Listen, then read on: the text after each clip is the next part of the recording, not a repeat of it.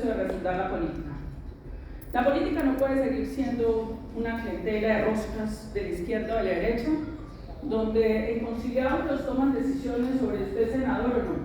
La política tiene que hacerse con participación popular. Y el pacto histórico decidió que a voto limpio va a elegir su candidata única a la presidencia.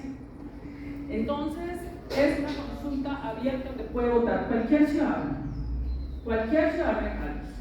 Y yo necesito a las mujeres y a los jóvenes, obviamente también aquí hay hombres, pero quiero hacer un llamado a las mujeres y a los jóvenes, por lo que significa el momento de este país, a que me apoyen para yo ganar el 26 de octubre.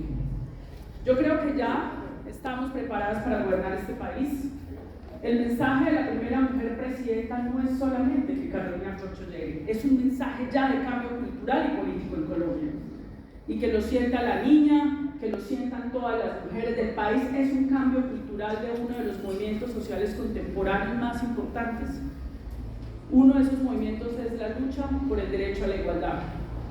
En el gobierno de Rojas Pinilla se hizo la reforma constitucional más importante del siglo XX.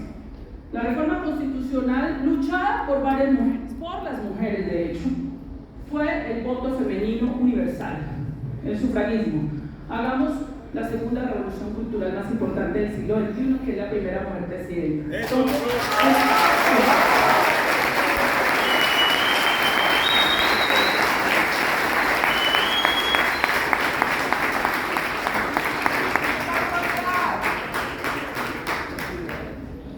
muchas gracias.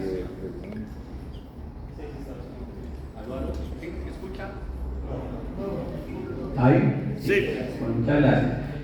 Bueno, entonces a continuación, siguiendo la metodología de la agenda, vamos a dar paso a un conversatorio que va a estar a cargo del profesor Cristian Rojas.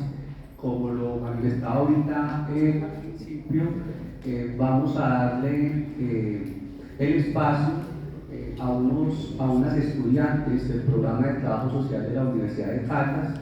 El profesor Cristian pues, nos va a explicar cómo se hizo, y luego pues obviamente que vamos a abrir una apertura para los asistentes. Recordarles que después del conversatorio la doctora Carolina pues, va a estar aquí en la sede de la universidad aproximadamente hasta el mediodía. Ya va a estar caminando los corredores de la universidad, interactuando pues, con los actores, con los agentes sociales, que es lo que más les gusta a ella. Entonces, profesor Cristian. Buenos días. ¿Nos está escuchando? Allá. Más cerquita, más cerquita.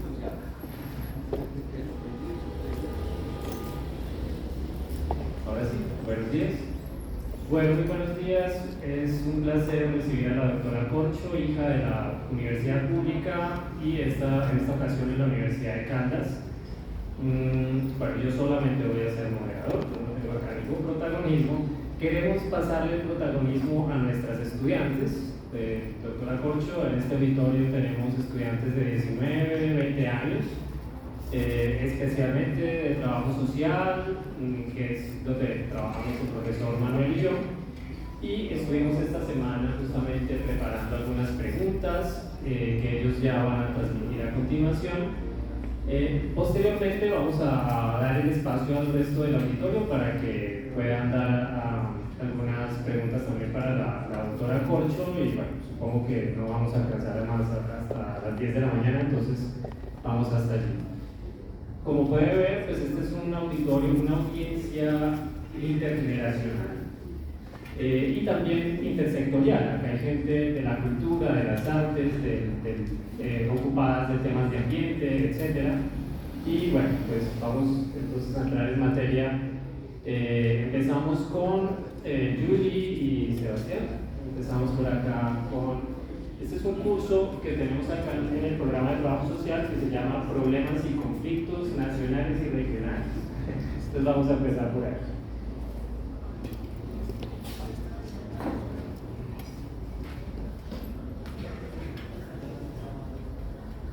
Hola, sí. Doctora Corcho, buenos días. Primero que todo, como estudiante de trabajo social de sexto semestre, me gustaría hacer una aclaración de conceptos con todo el respeto que usted se merece. Mencionó un par de veces la palabra vulnerable. Me gustaría rectificar el hecho de que no son personas ni poblaciones vulnerables, porque no existen siendo vulnerables. Son vulnerabilizadas por una estructura social y un sistema que las vulnerabiliza. Con esta aclaración, ya sí paso a la pregunta.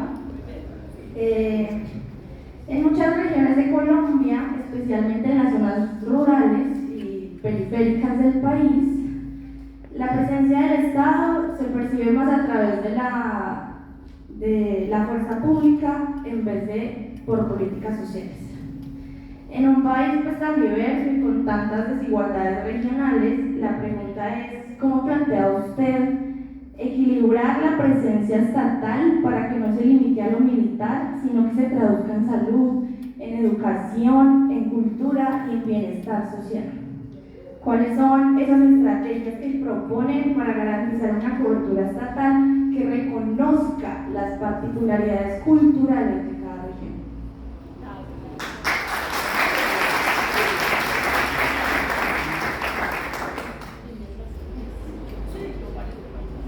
Recogemos varios.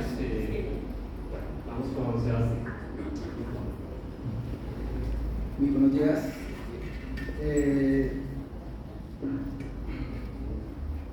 Muy buenos días. ¿De qué manera su plan de gobierno incorpora un enfoque interseccional para atender las múltiples desigualdades que viven las mujeres, comunidades étnicas, campesinos y población LGBTIQ+? ¿Y qué mecanismos concretos piensa implementar para que este enfoque no se quede solo en un discurso, sino que se traduzca en acciones prácticas dentro de la planeación y ejecución estatal?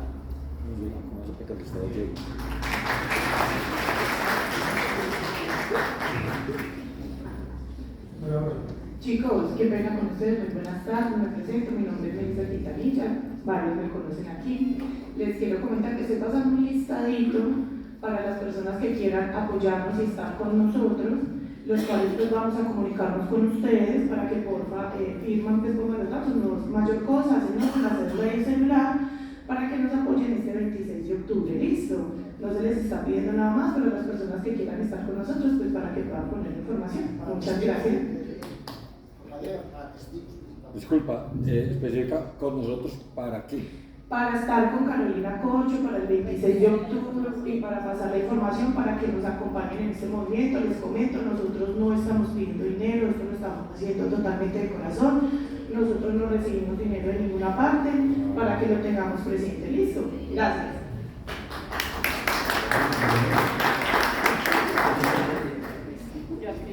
Bien, las últimas dos preguntas de nuestras estudiantes. Vamos con Viviana Flores. ¿Cómo está Viviana? Viviana.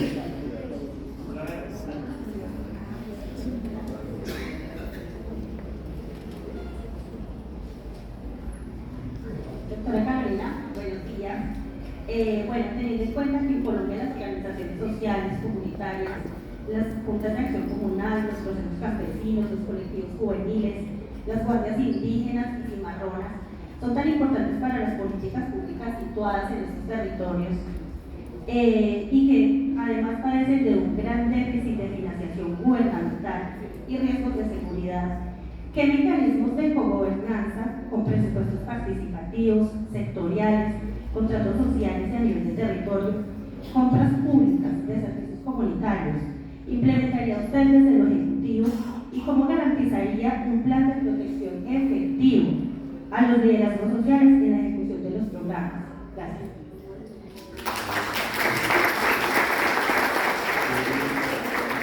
Finalmente, Marisela Gutiérrez.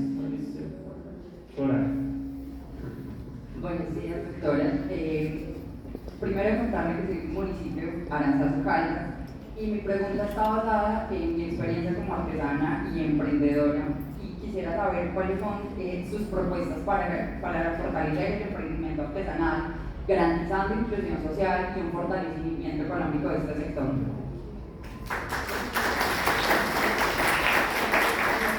Doctora Corcho, preguntas de la entraña de las mismas estudiantes. Esa era un poco la intención, que fuera generada a partir de sus mismos sentires, y tiene usted la palabra para responder a estas inquietudes. Bueno, no, muchísimas gracias. ¿Aquí ya? Sí. Sí. Muchísimas gracias por las preguntas y por el aporte, y tienes toda la razón. No es vulnerable, sino vulnerados o vulnerabilizados. Entonces, apoyo tu aporte. Y sobre el planteamiento que me hacen sobre la presencia estatal integral en todos los territorios del país.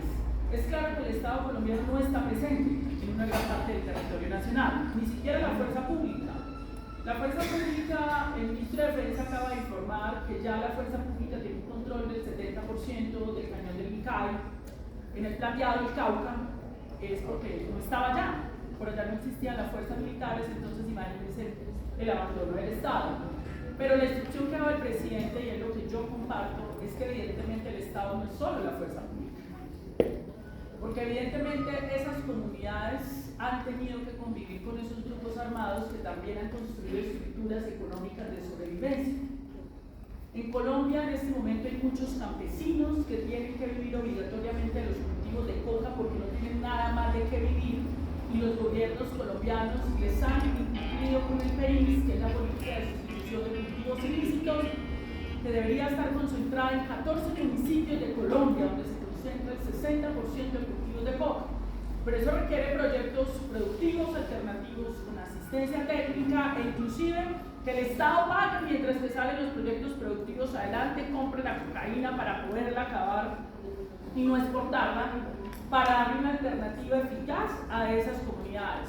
Pero además esas comunidades necesitan vías terciarias, necesitan que los 633 puestos de salud que la ley 100 cerró en Colombia y en los barrios de Manizales como la ENEA, donde también en los barrios cerraron puestos de salud que porque no eran rentables, vuelvan y se abran como centros de atención primaria en salud en esas zonas rurales. Además, por ejemplo, en el Catatumbo, con la Universidad del Tarra, es decir, con el decreto de promoción interior que emitió el Gobierno Nacional frente al Catatumbo, estoy escogiendo estos dos temas para el acto de lo que es la presencia de la fuerza pública, pero también con inversión. Se han hecho inversiones importantes en materia de educación, vida terciaria y proyectos productivos. Pero ¿qué me dice la gente? Carolina, no están robando ya los alcaldes. Y allá la politiquería. Yo, bueno, nos toca construir porque tenemos un régimen corrupto de abajo hacia arriba. El problema de la corrupción no es algo que tú vas a resolver de un día para otro, empezando por quiénes son a los que estamos votando y eligiendo en la política local del país. Entonces, evidentemente, hay que hacer unas inversiones, construir Estado allí, Estado transparente con mecanismos anticorrupción, veedurías ciudadanas, supervisiones aleatorias de los giros que se hagan para esos proyectos, para que eso sea eficaz, y todo eso lo hemos considerado dentro de las políticas públicas de paz que hemos diseñado respecto a la presencia integral del Estado que implica todas esas instancias. El segundo tema es, me hablan de cuáles son las acciones prácticas para las poblaciones vulnerabilizadas, o digamos que también para las poblaciones diversas. Me hablan de las poblaciones negras, indígenas, LGBTI. Y por supuesto que yo comparto la distinción y la diversidad. Pero quiero poner una discusión que de pronto es muy académica, muy intelectual, pero quizás es muy política y muy importante. Cuando nosotros discutimos el plan de desarrollo del presidente Gustavo Petro, que se hizo de manera participativa, y yo espero que el próximo plan de desarrollo de este país sea participativo, participaron 230.000 ciudadanos. Si tú te sientas con el alcalde, y yo lo noté porque a mí me correspondió el Guainía y el Bajo Cauca antioqueño, tú te sientas con los alcaldes a mirar cuáles son los proyectos más importantes del gobierno nacional. Los alcaldes te plantean una piñata, que una cancha de básquetbol allí, que la pared de la escuela, no tienen visión estratégica de la región. Cuando tú te sientas con la comunidad tiene visión estratégica. Entonces, la clase política no tiene visión estratégica sobre la región. Entonces, cada quien empieza a pelear por su pedacito de su municipio. ¿Cuáles son los proyectos estratégicos del eje cafetero en el que tengamos que hacer inversiones duras por parte del gobierno nacional? ¿Cuáles son los proyectos estratégicos? Me preguntaba yo del Bajo Cauca. Pero enseguida venía otra discusión. No nos vemos reflejados, la discusión en la reforma de la salud, por ejemplo. Claro, aparecía un nutricionista, que no nos vemos reflejados en la reforma de la salud porque no dice nutricionista. No nos vemos reflejados porque no dice psicólogo. Y yo le decía, compañeros, tú no te acoges en la categoría trabajador o trabajadora de la salud. Porque también ya llegamos a un punto en que la distinción es tal que perdemos la lucha central, que es la igualdad. Ya perdimos hasta la categoría de ciudadano, porque ya pedían que si no está mencionada cada distinción, entonces no existimos, ¿no es cierto? Y con eso juega el neoliberalismo. El neoliberalismo te pone ahí los negros, pero la plata la lleva para los bancos. El neoliberalismo ha sabido jugar con eso. Que las feministas, vamos a alegrar a las feministas, pongamos una directora del Fondo Monetario Internacional para seguir expoliando a las mujeres del mundo, para seguir excluyendo, y eso lo resuelve el neoliberalismo muy fácil, haciendo uso de las nominaciones, de la diversidad, y eso se llama neoliberalismo progresista. Y ese fue el fracaso de Kamala Harris en los Estados Unidos, y lo vamos a hablar políticamente. Abandonó los problemas reales de las mujeres y se dedicó a hablar de unos problemas que eran también problemas de las mujeres, pero no de la mayoría de las mujeres. Entonces Donald Trump sí le habló a la mayoría de las mujeres de Estados Unidos, les prometió cosas que yo no creo que vaya a cumplir, pero les habló y les dijo, ustedes necesitan trabajo, necesitamos industrializar de nuevo Estados Unidos, obligar a que los chinos pongan sus industrias acá para que ustedes trabajen, y eso fue lo que les sonó a las mujeres, y allá votaron. Entonces yo quiero hacer como llamada de atención. Sin embargo, lo que sí pretendemos son dos sistemas que vamos a empujar muy fuertes en el próximo gobierno. Primer sistema de ciencia, tecnología e innovación para la reindustrialización de Colombia. Y ese sistema tiene que tener la participación de varios ministerios: Ministerio de Ciencia, de Educación, de Industria y Comercio, la Cancillería, para proyectar de manera intersectorial la política de reindustrialización del país. Y el otro sistema central es el sistema de la igualdad, la equidad y el cuidado. La Corte Constitucional tumbó el Ministerio de la Igualdad. El gobierno volvió a presentar el proyecto de ley del Ministerio de la Igualdad y la Equidad. Yo estoy de acuerdo con que debe continuar el Ministerio de la Igualdad y la Equidad. Con lo que no estamos de acuerdo es que tú no puedes generar una estructura demasiado burocrática, porque eso no tiene presentación frente a poblaciones que han sido muy vulneradas. O sea, tú le llegas a las comunidades indígenas, LGBTI, que están en estos momentos siendo víctimas de homicidios, y le llegas pues con 5 viceministerios, 20 direcciones, con una burocracia, pues eso no es empático con esas poblaciones. Un Ministerio de Salud que maneja 100 millones de pesos de la Fiscalía, para la Fiscalía tiene 2 viceministerios. El Ministerio de la Igualdad, que maneja más de 5, alrededor de 500.000 millones, toda esa burocracia me parece que es un exceso, entonces yo creo que sí hay que replantearlo. Pero ese ministerio tiene que estar dentro de un sistema, porque el problema de las mujeres no lo vas a resolver con un cargo burocrático. Que es que si ponemos el viceministerio de las mujeres se resolvió el problema de las mujeres, no es verdad. Que si ponemos el viceministerio del LGBTI se resolvió, no es verdad. Porque la mayoría de los problemas poblacionales pasan por todos los ministerios.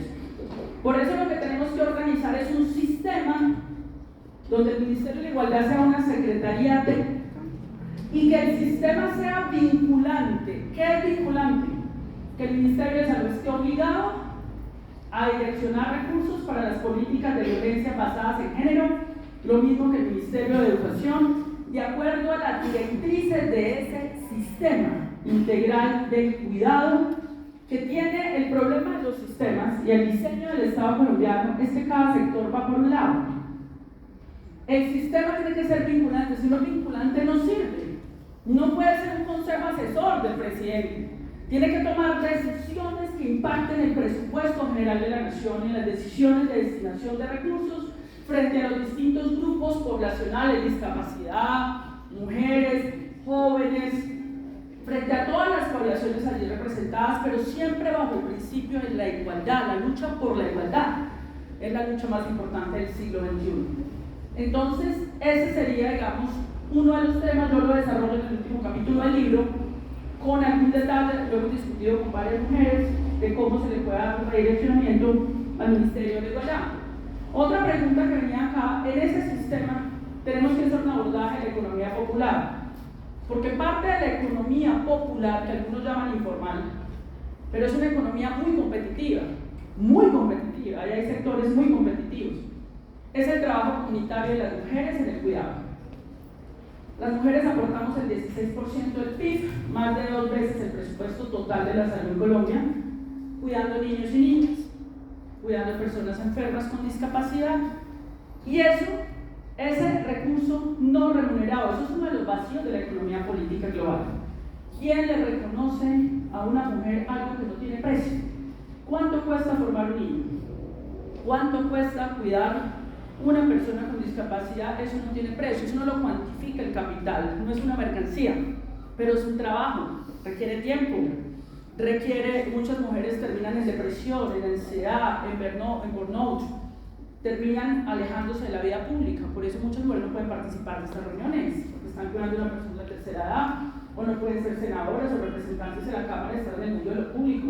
Eso es una de las discusiones más grandes de la economía política contemporánea.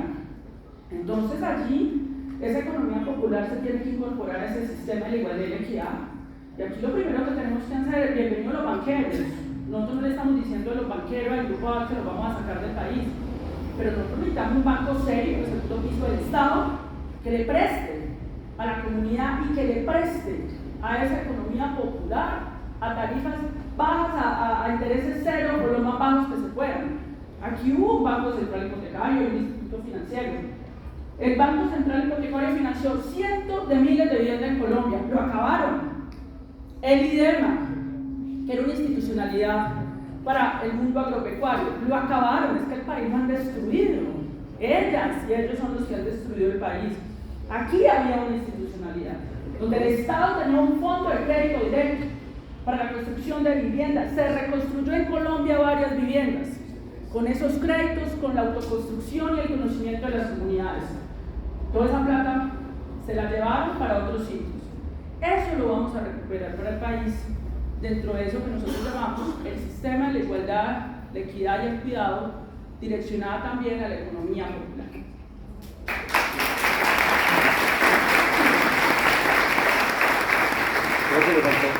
Creo que le faltó lo de seguridad, la parte que la pregunta que le hicieron. Unas palabras sobre el tema de seguridad, ¿no? Sí, fue lo que las últimas preguntas. Que fue una de las últimas preguntas, doctora Concha.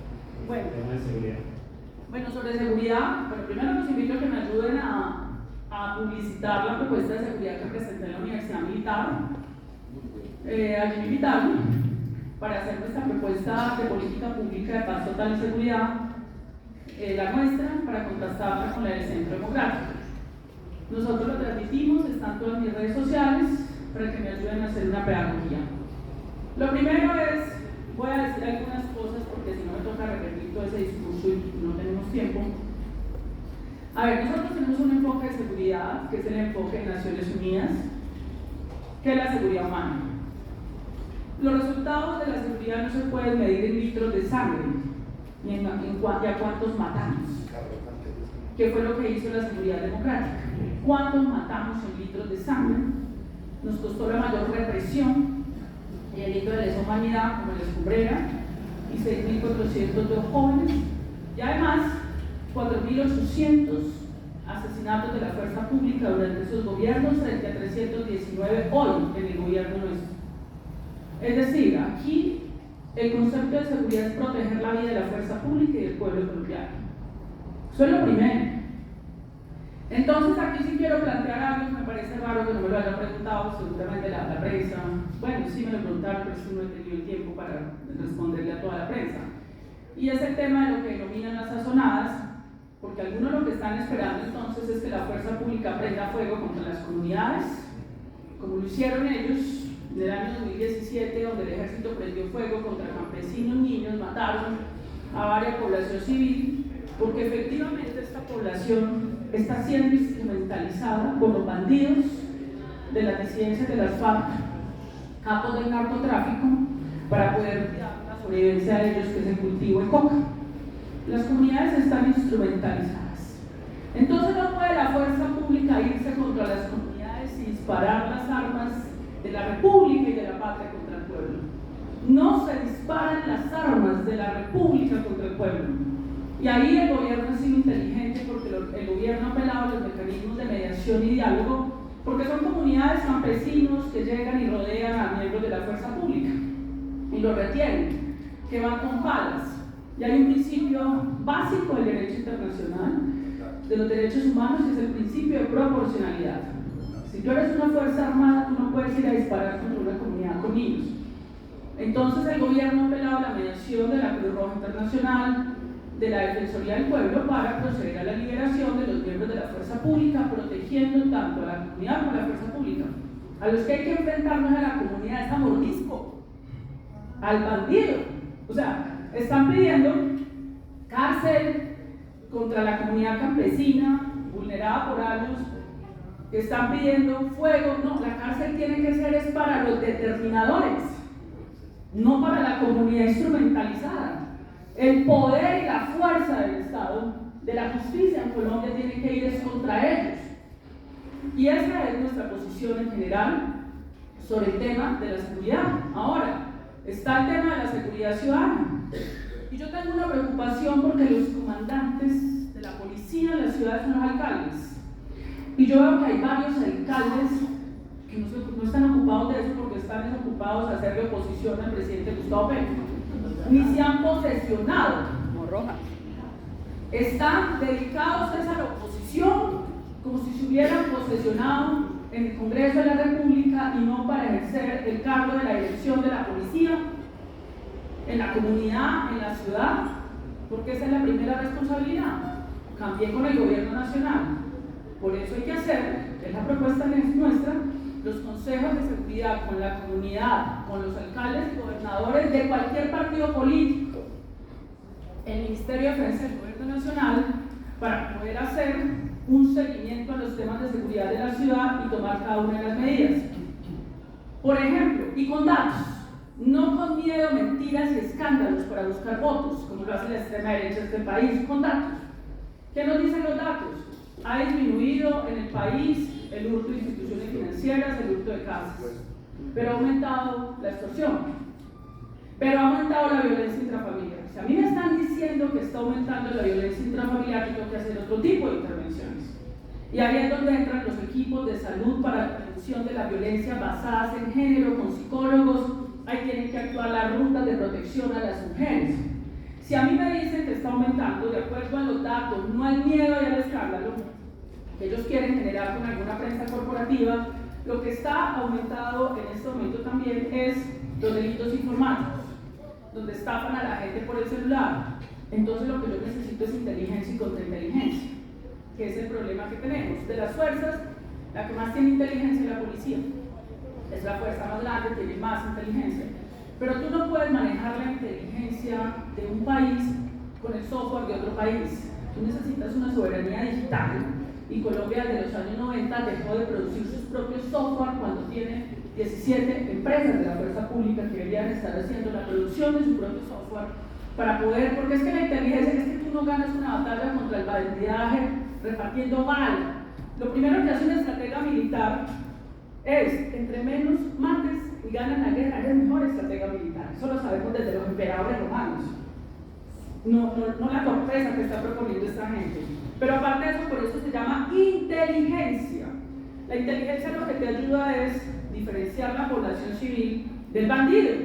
Porque tú tienes que perseguir al bandido, no matar al joven que estaba marchando y protestando, que era lo que decían ellos, que mataron y desaparecieron jóvenes en las protestas.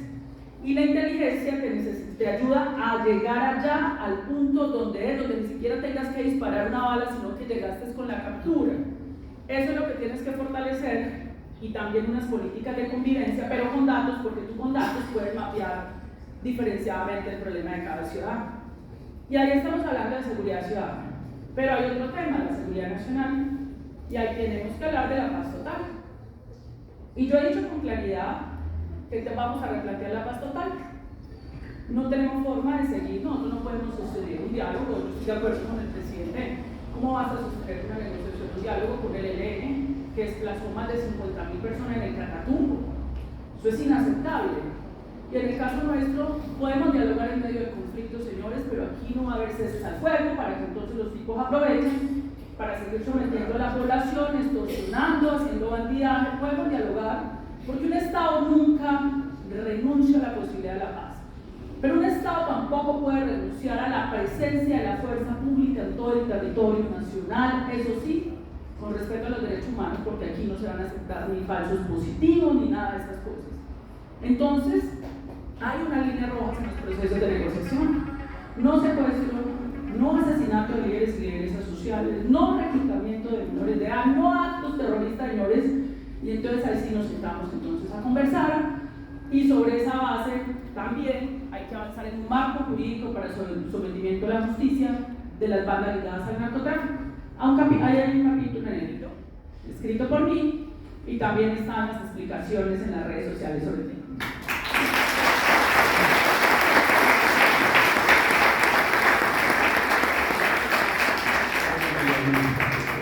Bueno, muchos temas, mucho interés del público, doctora Concho. Bueno, pero antes tenemos una pequeña intervención de Melissa Quintanilla, quien hizo parte de la primera línea en su momento en lo que ocurrió en nuestro país en el 2020, básicamente.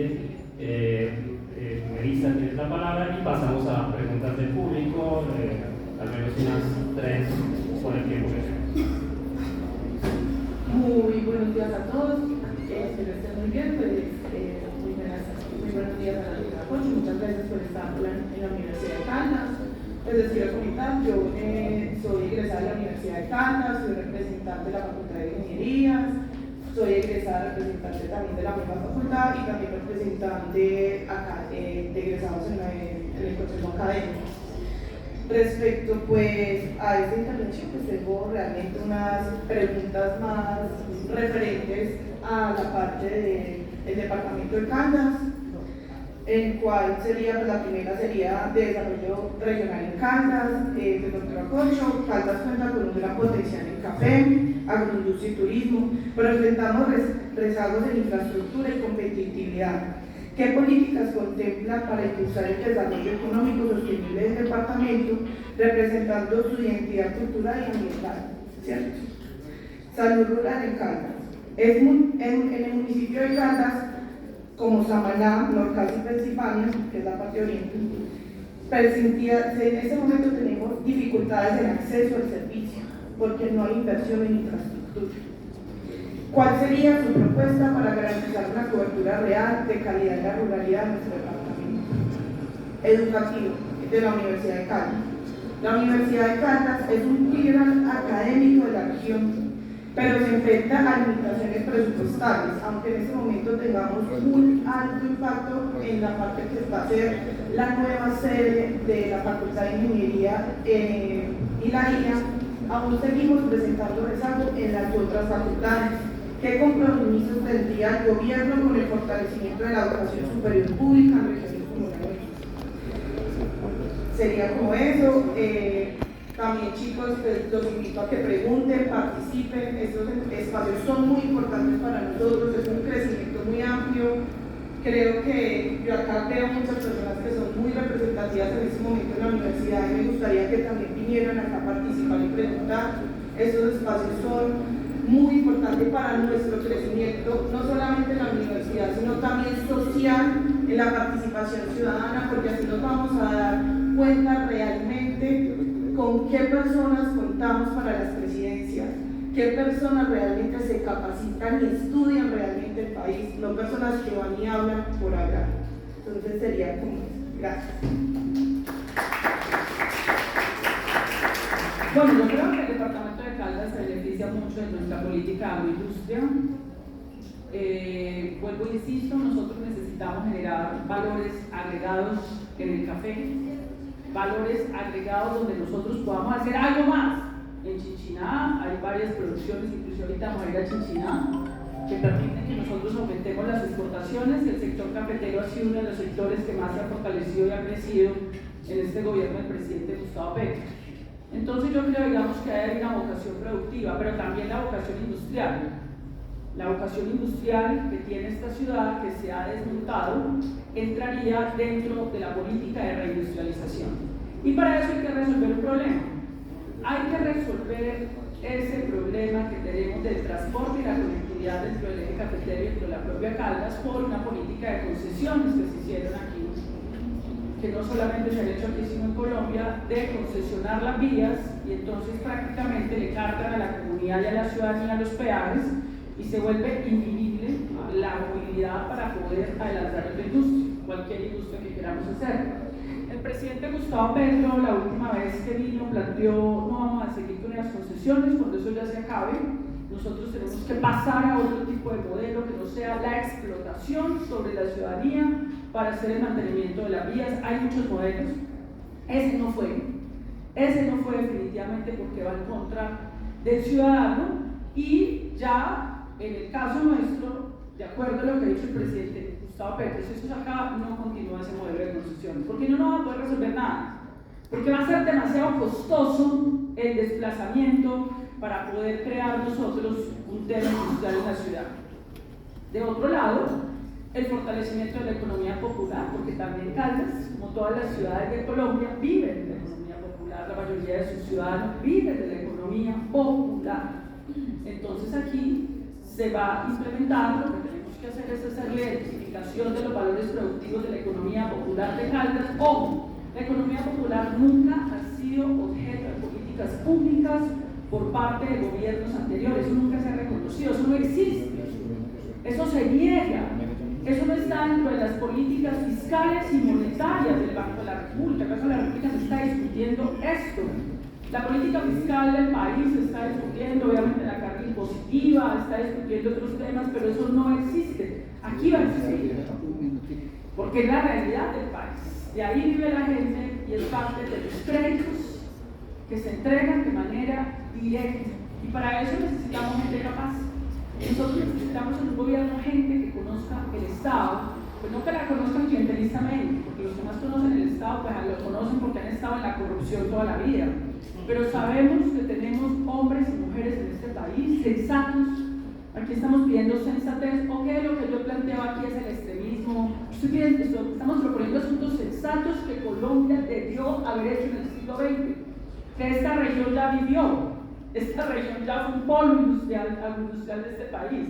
Estamos pidiendo asuntos básicos donde vamos a necesitar los mejores hombres y mujeres, y uno esperaría que la Universidad de Caldas se vinculara a ese sistema y a esa política de reindustrialización, ciencia e innovación para la investigación en Colombia con sus jóvenes de este proyecto estratégico que va a continuar gobernando Colombia.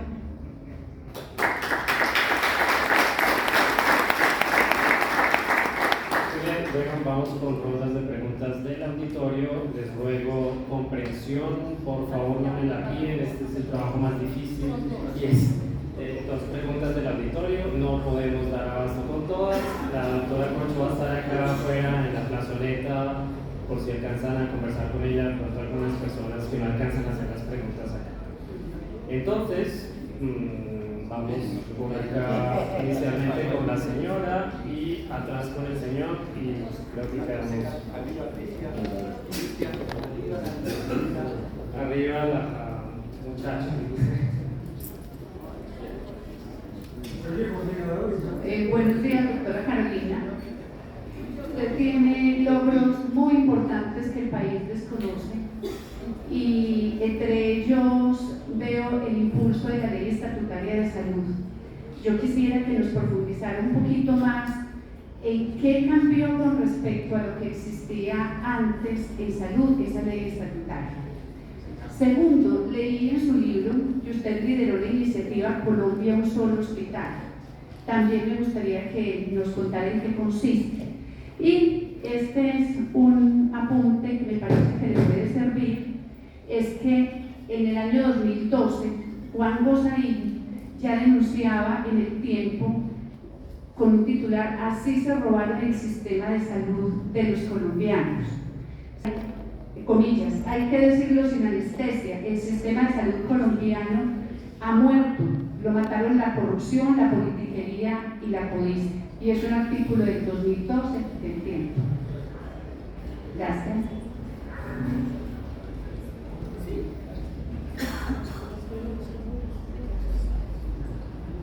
Carolina, buenos días.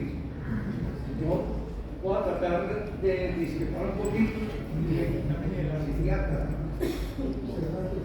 El psicoanálisis, cuando profesor Ciudad creo que me insistió un poquito para defenderse.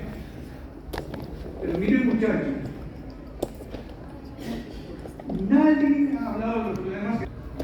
¿Por qué? Carolina, tú le empezaste a quitar el miedo a la sociedad colombiana con el gran poder. Y le quitaste la máscara a la gente de la derecha, a Alejandro Gaviria, a Paloma Valencia, a María Fernanda Cabal. Eso es lo que hay que hacer aquí, muchachos. Hablar de aquí.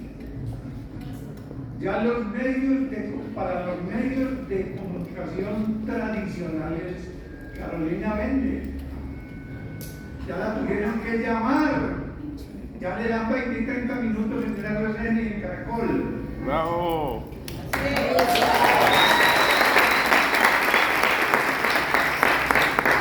Yo lo que quiero para Manizales es que pase lo mismo. Carolina nos enseñó cómo se respetó a los demócratas desobedientes.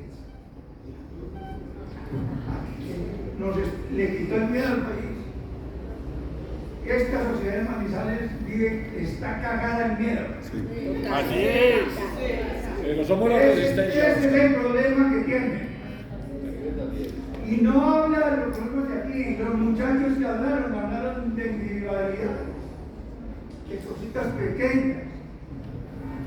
Yo soy obstetra y ginecólogo y hablo para las mujeres. Gracias, doctor. ¿Dónde están naciendo en Manizales los niños hoy? En dos instituciones privadas, en el Centro Hospital de Caldas y en la Clínica Hospedales, y nadie dice nada. Y los indicadores de salud, la morbilidad materna extrema, la sífilis congénita y neonatal y de las mujeres, que se curan con una sola ampolla que vale 3.000 pesos. Y no dicen nada, están tapadas. Un momentito, que se lo habla. Sí, siga Oscar.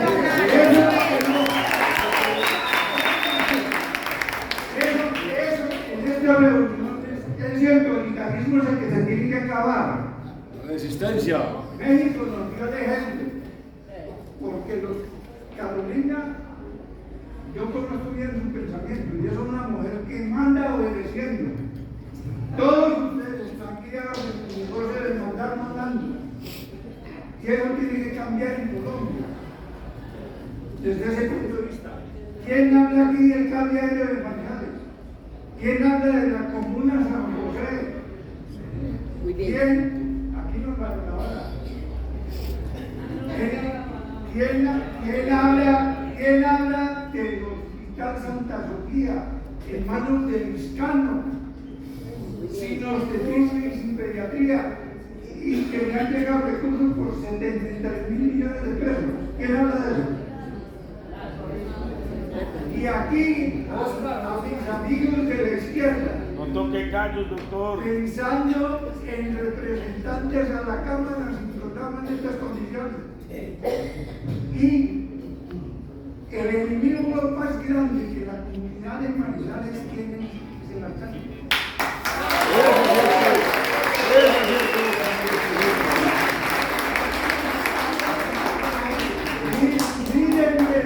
Miren bien. Ya todo lo que mencionó Carolina de los Cádiz, ya los alineó a todos para decir que las autopistas del café sigan, desde ese punto de vista. Y miren, en Norte y Caldas, publicaron una entrevista de él donde dice, metió la gran mentira, que Petro nos estaba dejando morir, porque el gobierno nacional no le quería pagar a las EPS y que eso tenía que llevar al sistema de salud. Las EPS están al día, las EPS, Carolina Miguel Pérez está demostrado y es una ciudad, la EPS robaron la plata. Entonces hablemos de los problemas de Manizales y qué va a hacer desde ese punto de vista. Del atropello de tránsito con los ciudadanos de Manizales. ¿Quién habla de Aquí eso? tenemos que hacer frente para que el gobierno nacional nos escuche. Y la verdad de lo que está pasando en Manizales y Caldas se conozca. Y vengan las decisiones en salud y en los otros problemas que tienen Manizales desde el gobierno central. ¿Cómo vamos a aceptar que el señor presidente de la República venga a traernos 760.000 millones de pesos para el aeropuerto y el desaire que hizo el alcalde no es ni siquiera la reunión? Entonces, aquí tenemos que hacer a nivel local lo que la doctora Carolina nos enseñó a hacer a nivel nacional, enfrentar ese problema, votar en medio. Yo tengo 85 años, no soy valiente. Oscar, muchos no tenemos miedo, somos la resistencia. No tengo ningún miedo, pero no por poco, sino porque ya me lo gasté todo. De los miedos que tuve.